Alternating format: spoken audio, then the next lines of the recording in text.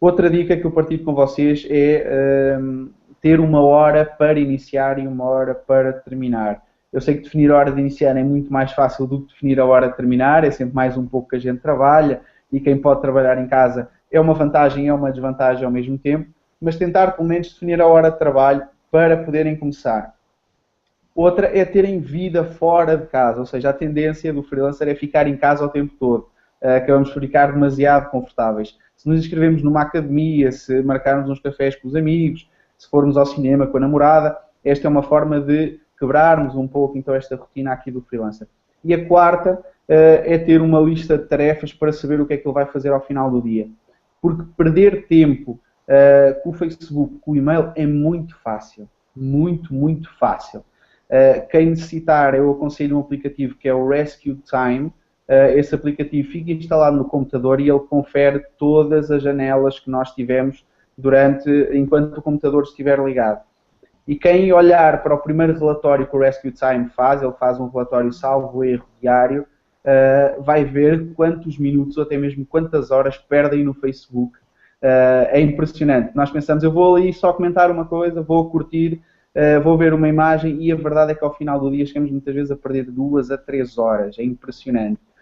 E além disso, parar de trabalhar para ir fazer algo lúdico, sem que isso tenha um propósito, quebra também o nosso raciocínio. Okay? O nosso cérebro demora a concentrar-se um pouco mais e a atingir o seu pico de produtividade e a partir do momento que quebramos esse pico temos que começar tudo outra vez.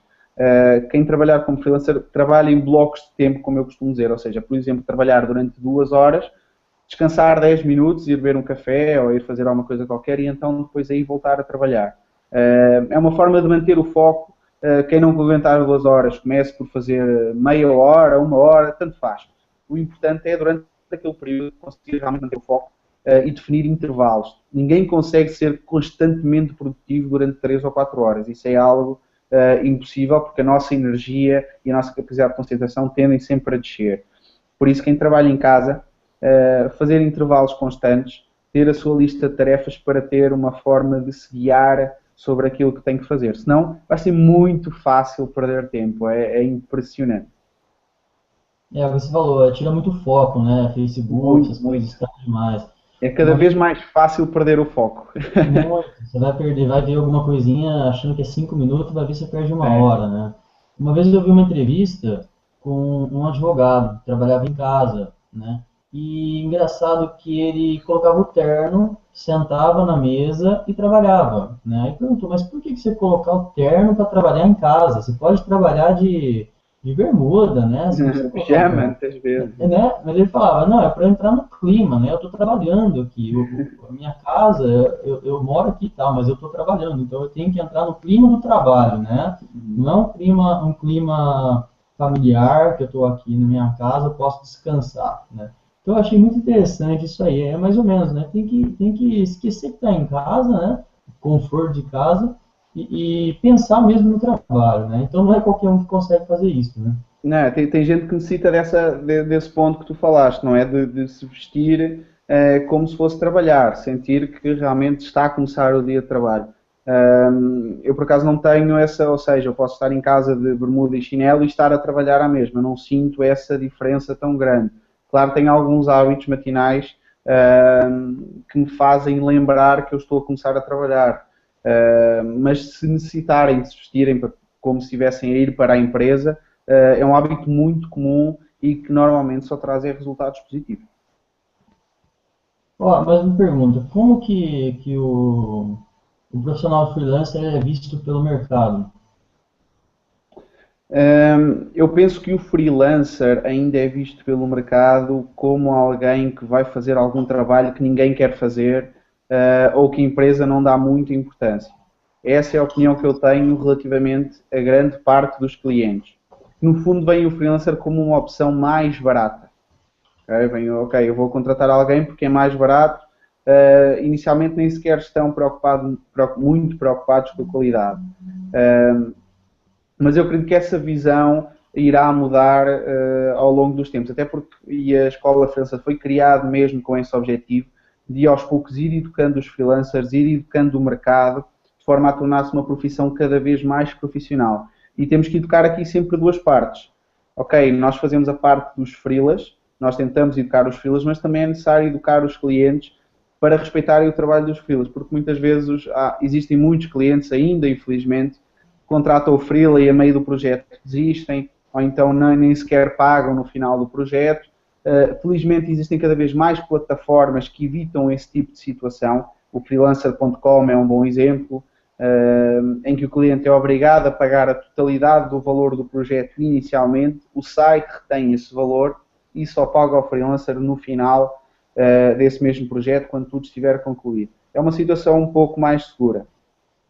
E é uma forma também dos freelancers precaverem para que não existam problemas mais tarde. Temos que partir aqui sempre dos dois pontos. Os freelancers têm que ser mais profissionais, os clientes têm que aprender a trabalhar melhor com os freelancers e a respeitarem os freelancers, que é muitas vezes aquilo que os freelancers reclamam. É falta de respeito por parte dos clientes, porque eles sentem uma facilidade muito grande em desrespeitar alguém que eles nunca viram, nunca estiveram frente a frente, só contactaram por e-mail ou por telefone, e então para eles fica muito fácil desistir e fica muito fácil não pagar, mas o que os clientes têm que perceber é que está uma pessoa do outro lado, que aquilo é a sua forma de viver, é a sua forma de trabalhar, e eles têm que respeitar isso. Okay? Eles não, é verdade, não estão como uma empresa em que eles têm o contacto visual, mas continuam a ser pessoas e continua a ser uma forma de trabalho. Nos Estados Unidos está a surgir agora, nos Estados Unidos acontece sempre, antes de todos os países, praticamente tudo, infelizmente, e eles estão a ser pioneiros nesse aspecto, que é, já existem seguros que cobrem no caso de clientes não pagarem ao freelancer. Ainda estão a criar, não sei se existem no Brasil, podemos chamar de sindicatos, ou seja, organizações que protegem os direitos de algumas profissões. Aqui existe no caso dos advogados, que protegem alguns direitos dos advogados, dos arquitetos e por aí adiante. Nos Estados Unidos já estão a ser criados alguns sindicatos que protejam os clientes nessas situações. Nos Estados Unidos também foi criado um site há pouco tempo, muito antigo, não me lembro o domínio, em que os freelancers colocavam lá todos os clientes que não tinham pago. Os freelancers de todo o mundo colocavam lá a sua experiência, o cliente X não pagou e ficou-me a dever isto. Eu sei que ao fim de 3 meses o site já dava como 15 milhões de dólares de dívidas de clientes que não tinham pago a freelancers. Pronto. Os Estados Unidos já estão a avançar nesse aspecto, eu acredito que aqui Portugal e Brasil ainda demora um pouco mais, mas nós estamos com esse objetivo de ajudar os freelancers e quem sabe a Escola Freelancer não seja um bom meio de criar aqui uma associação que ajude todos os freelancers a não terem problemas com clientes e problemas, estamos a falar obviamente financeiros, problemas profissionais todos têm. Você falou aqui alguns erros cometidos pelos freelancers, né? Como cobrar valores abaixo do mercado, se desvalorizar, né? E também a falta de foco no ambiente de trabalho residencial, né? Você tem algum erro assim grande, alguns erros grandes que os freelancers geralmente cometem? Bom, erros existem muito. Atenção, quando eu falei da questão abaixo do mercado, não existe uma tabela fixa para que todos os freelancers devam cobrar um determinado valor à hora. Isso não existe, até porque é impossível, porque cada freelancer tem a sua própria experiência e o freelancer que esteja a começar não pode querer cobrar o mesmo que um freelancer que esteja há 20 anos no mercado. Isso é normal no mercado de trabalho. Portanto, não existe este preço fixo. O que eu digo cobrar abaixo do valor do mercado, estamos a falar aqui de cobrar um preço que torne realmente aquele trabalho não compensa ao freelancer, ok? E que o leve depois, mais tarde, a apresentar um trabalho de menor qualidade. O freelancer deve definir o seu próprio preço, isso é uma questão de cada um. E além disso é o seguinte, vemos atualmente uma diferença de custo de vida muito grande, por exemplo, de São Paulo para o Rio Grande do Sul, por exemplo. É mais caro viver em São Paulo do que, por exemplo, viver no Rio Grande do Sul. E então é normal que um freelancer em São Paulo cobre um pouco mais do que um freelancer em Porto Alegre, por exemplo. Okay? Isso é normal. Portanto, a questão do preço baixo prende-se aqui então com a hora de trabalho relativamente ao freelancer e não relativamente ao mercado. Mais erros comuns. As propostas de trabalho, a forma como o freelancer apresenta a sua proposta para o cliente. Eu já estou numa fase em que eu contrato alguns freelancers também para trabalharem comigo em alguns projetos. E eu faço essas propostas como se fosse um cliente. Quando eu sou um freelancer e um cliente ao mesmo tempo. E eu recebo propostas de freelancers e vejo os erros que eles cometem. E então podemos ver muitas vezes nós fazemos uma proposta e definimos alguns parâmetros. Ainda recebo propostas de freelancers a dizer, ok, eu não reúno os parâmetros que você definiu, mas mesmo assim posso concorrer à vaga. Se não reúne, nem sequer vale a pena fazer a proposta. Erros de português nas propostas é algo gravíssimo. Principalmente, eu faço convites para a área da redação, para a escrita de texto, e apresentam propostas com erros de pontuação, com erros de português e por aí adiante. Isto é como ir a uma entrevista de uma empresa, quer dizer, nós temos que apresentar aqui e ter uma proposta profissional. Outro erro, não ter uma forma de demonstrar o seu trabalho.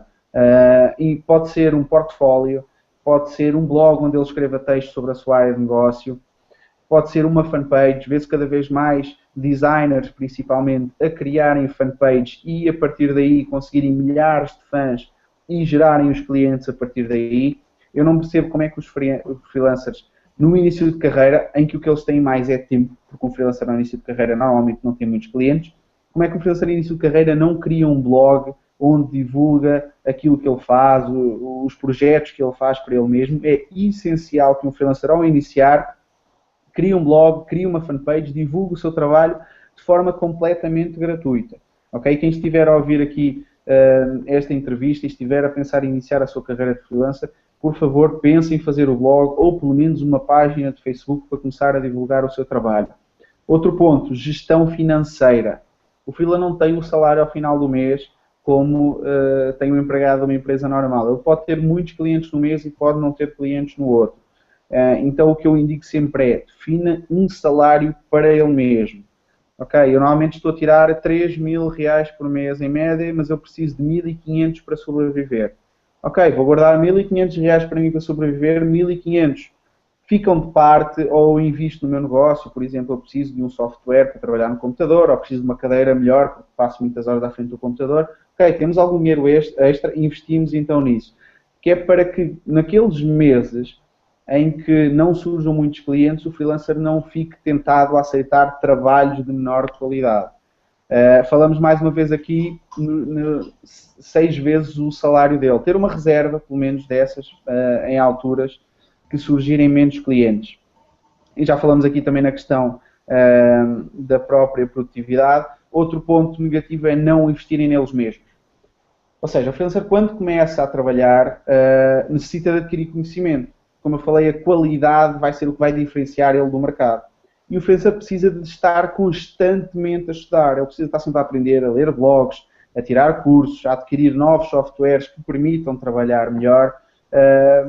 E o freelancer ver o dinheiro dos clientes apenas como uma forma de consumir mais coisas, fúteis, digamos, não é um bom método de trabalho. É necessário também investir no seu conhecimento. Eu estou constantemente a comprar livros, compro cursos, assino cursos e acho que isso é fundamental para que o freela cresça, porque ele está dependente dele próprio e ele está dependente do conhecimento que ele tem. E é isso que vai fazer ele daqui a 10 anos, se calhar não ser só freelancer e ser dono de uma agência ou dono de uma empresa que contrata freelancers. É isto que vai permitir que ele evolua. Caso contrário, se ele não estiver a investir nele mesmo, ele vai continuar a vida inteira a ser um profissional que apenas vai prestando serviços e que vai estar dependente da consistência do mercado de trabalho. Vamos lá. Certo. Que mensagem você deixa então para aqueles que se identificaram, que acham que tem uma característica assim de um freelancer? Qual é a mensagem que você deixa para ele, para quem quer seguir nessa área e ingressar no mercado na área do freelancer? Vou ser um pouco tendencioso agora, mas leia a Escola Freelancer. Temos lá várias dicas para todos os freelancers. Temos também o e-book Ser Freelancer, que resume todo o conhecimento que eu fui adquirindo ao longo de 2 anos da Escola Freelancer. Fui percebendo as principais dúvidas, os principais problemas dos freelancers e compilei aquilo num e-book de forma a que o freelancer, quando pretende iniciar, ou mesmo quando pretende alavancar a sua carreira de freelancer, consiga melhorar os seus resultados. Estas são as minhas 2 primeiras dicas. A terceira, crie um bom networking, ou seja, fale com outros freelancers, troque ideias com eles. Se quiser começar agora, tente falar com 2 ou 3 freelancers mais experientes, eles certamente vão dar dicas essenciais, porque às vezes um pequeno pormenor faz toda a diferença. E falar com quem é mais experiente vai realmente ajudar, pelo menos, a cometer menos erros. Ok? E eu acho que este deve ser o objetivo inicial. Existem fóruns, já não existem tantos fóruns, aliás, existem mais grupos no Facebook sobre isso, onde trocam ideias. Existem vários comentários lá nos posts da Escola Freelancer. Existe a própria fanpage da Escola Freelancer que os freelas debatem vários temas. Eu também coloco ali vários temas para eles debaterem. É aprender com o que está ao seu redor. E volto mais a referir mais uma vez, pensar 10 vezes antes de iniciar a carreira de freelancer.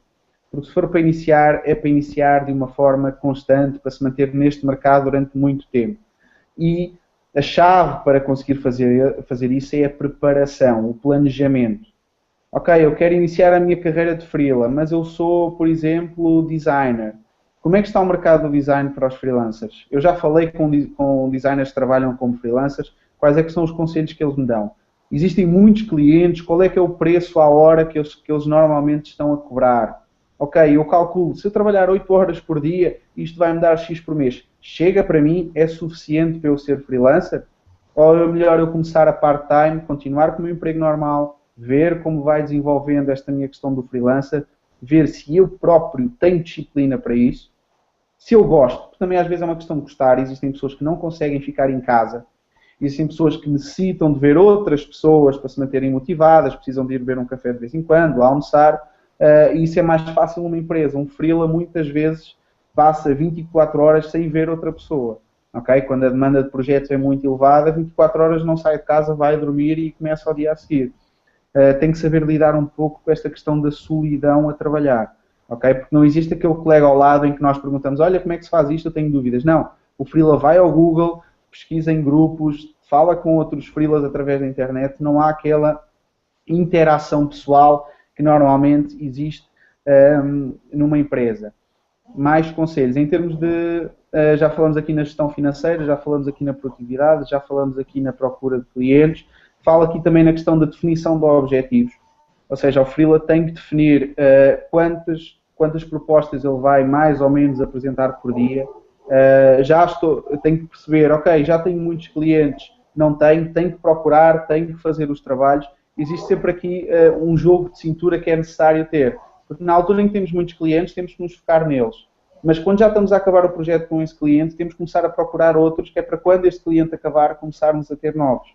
É preciso ser muito dinâmico e, acima de tudo, muito proativo com o trabalho que o freelancer está a fazer. Proatividade é também outra chave para ser bem sucedido. O freelancer tem que ir atrás de tudo. Atrás do cliente, atrás do conhecimento, atrás da sua própria gestão financeira. Existe muito conteúdo gratuito que pode ajudar. Algum pago que realmente faz a diferença e que tem mais qualidade do que o gratuito. No fundo, são estas as principais dicas que eu partilho aqui. Mas certamente, se procurarem lá no blog, temos quase 400 artigos, portanto tem muita coisa para procurar por lá. Então passe aí para a gente qual é o site da Escola Freelancer. www.escolafreelancer.com. Uma pequena pesquisa no Google é suficiente. Curta a nossa fanpage, também temos lá várias dicas a todos os freelancers. Assina a nossa newsletter, que nós também partilhamos sempre algumas dicas. Avisamos quando é que temos webinars, avisamos quando é que temos um post novo. Enfim, é ficar por dentro do mercado atualmente. Bom, acho que é isso então. Queria agradecer aí, Luciano. Esclareceu bem aí o freelancer para a galera. Queria desejar muito sucesso aí para você no seu emprego. E para quem resolver ir para essa área aí também, sucesso. Entra aí na Escola Freelancer que vai ter boas dicas aí para seguir nessa área, né? Então, eu que agradeço. boa noite. Obrigado pela oportunidade e quem tiver alguma dúvida, basta enviar um mail, adicionar-me no Facebook, que eu estou sempre disposto a trocar aí algumas ideias com todos os freelancers, esclarecer as dúvidas, porque sei o quanto é difícil começar nesta área, começar sozinho, e o quanto é necessário ter o apoio de alguém que esteja há mais tempo no mercado para guiar os primeiros passos. Bom, obrigado então novamente. Obrigado, Boa noite então. Pela oportunidade. Tchau, um abraço. Até à próxima. Tchau.